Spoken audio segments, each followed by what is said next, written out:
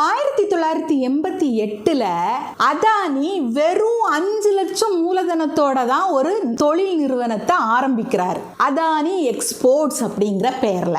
அவர் தான் இப்ப உலக பணக்காரர்கள் வரிசையில 2வது இடத்துக்கு போனாப்ல. எப்படி போனாப்ல?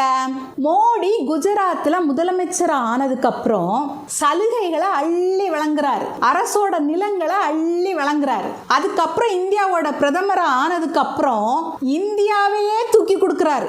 விமான நிலையத்தை தூக்கி கொடுக்கிறாரு, துறைமுகங்களை கொடுக்கிறாரு. வெளிநாட்டுக்கு போனா கூடவே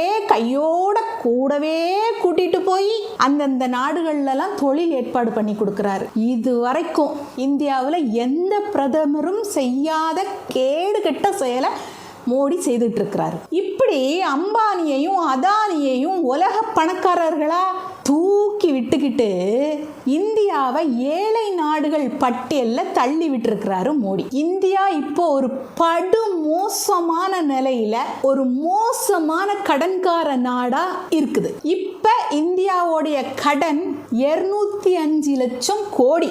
இலங்கையை போல இந்தியாவும் திவாலாக கூடிய நிலைமையில தான் இருக்குது. இந்தியாவை காப்பாற்ற வேணாமா?